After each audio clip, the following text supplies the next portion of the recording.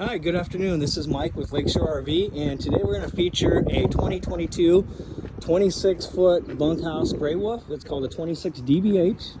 It's 31 feet long. It's got a 26-foot box, and it's 5884 dry weight. So definitely half-ton towable. This particular unit comes with a backup camera, flip-down travel rack, solar panel on the roof, 11 cubic foot refrigerator, and a massive pantry. So we have two 20-pound tanks. These are both full and ready to go. And how this works is this lever up top will point to the tank that you run off initially. So right now we're on this tank. When that tank empties, it turns red. So that'll go from green to red to let you know the tank that you're running off is empty. And it will switch over automatically as long as you have this open. You got your 27 group 110 amp hour battery. You got a power tongue jack up front. This will raise and lower it. There's also an extension on the foot, so you can extend that up so you don't have to carry blocks of wood with you. Another thing Gray Wolf is doing, they got a spot you can plug your 7-way into and hook your chains to when you're not using it. So it keeps everything off the ground and dry. This trailer, once you load it down and you're fully loaded, you'd be at 7,725 pounds.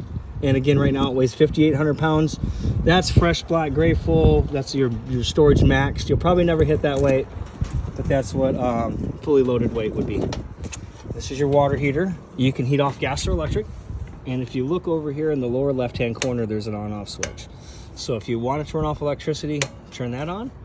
If you want to turn off propane, turn this off. There's a switch inside that we'll go over. Hit that and it'll light automatically off propane. And then you got cable TV there. So if you get to the campground, you got cable. Plug it into there, program your TV. You'll have cable TV. We've gotten the lugs torqued at 120 foot-pounds. We've done it. Well, the factory did it. The driver probably did it on the way up here, and then we've done it for sure. But that's kind of what they're recommending, so I would check that periodically. If you don't have water, you take the cap off, stick a hose in the tank, fill it up, take all that water with you. Otherwise, you hook up straight to the city water. You run right off the pressure from the hose. So again, with this, you turn the pump on, you leave it on. The pump only runs if you lose pressure. Then you'll hear the pump, vibrate. Once you shut the faucet off, the pump should shut off. City water's here. Hook your hose up, turn it on, you run right off the pressure again from the hose. That's where you plug in at for electricity. Outside shower. There's a switch for that light on the inside. And then here's your sewer. So what you want to do is take the cap off, hook your sewer hose up, pull the gate valve in the back, open it, dump it, leave it open, hook a hose up to the black tank flush on the other side, and let that run for a few minutes and clean that tank out. So if you have a hose hooked up to the black tank flush, you have to have this open. Otherwise, it's going to fill the toilet and it'll overfill somewhere. It's not going to be good. So again, pull the black, dump it, leave it open, hook a hose up to the flush on the other side, flush it out for a few minutes, shut the flush off, close the valve.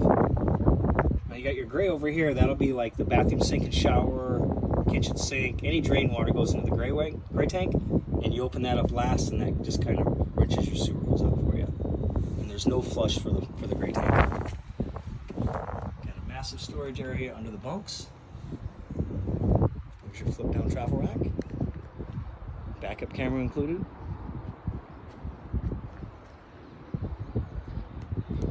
Now this unit has an access to the bathroom, so if you don't want everybody running in and out, you can just open the bathroom door, and this could be your entrance to the bathroom. There's your black tank flush we talked about. Outside speakers. There's a TV bracket that comes with it. You mount it to the back of your TV. You can bring the TV, drop it in out here, and you can watch TV outside. Also has a camp kitchen. It's got a griddle, griddle top adapter I can throw on there. It's got an ice maker and then a refrigerator. Also some running water, hot and cold if you need it.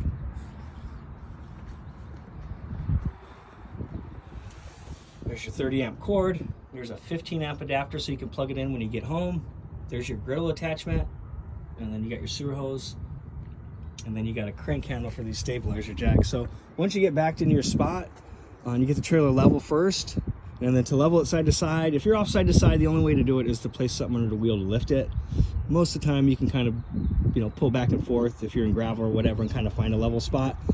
Once you're level side to side, that's the big thing. Then you can unhook it And then front to back's no problem. All you gotta do is hit that button on that jack. That'll raise and lower the front. So bring a level with you, put it across the floor sideways when you're backing into your sight. Again, once that level, unhook it, hit the jack up and down, level front to back. Once we're square, then we'll drop these down until they, touch the ground, and then maybe give it an extra twist to tighten it up, and that'll help with the stability.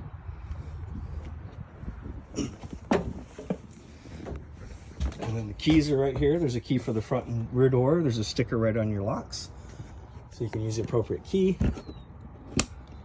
There's the light above the slide out. There's your awning lights.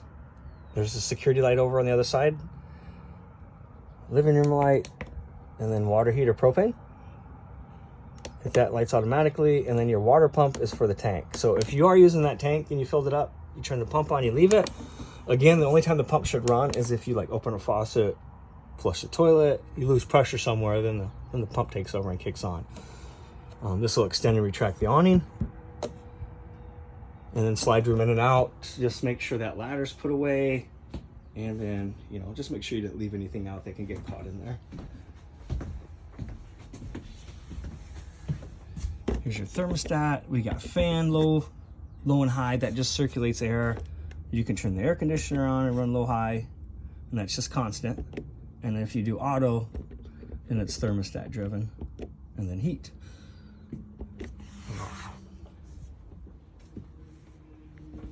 Great big pantry. Battery disconnect, so if you're not using it, turn the key, remove it, and that'll kill your battery power. But if you're towing or if you're plugged in, you want to keep it on so it charges that battery up. If you have any issues, I would come here first. Anything that runs off electricity is run through a breaker, and it's all labeled. Anything that runs off the battery is fused. If a fuse blows, the light will come on and let you know exactly which fuse is blown. It's disconnected.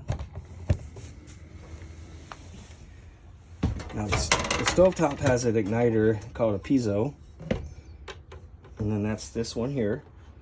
So what you do is you rotate it. If you look closely, you can see all three of these burners spark as well as the oven. Now to get something to light, we'll pick the far left burner here.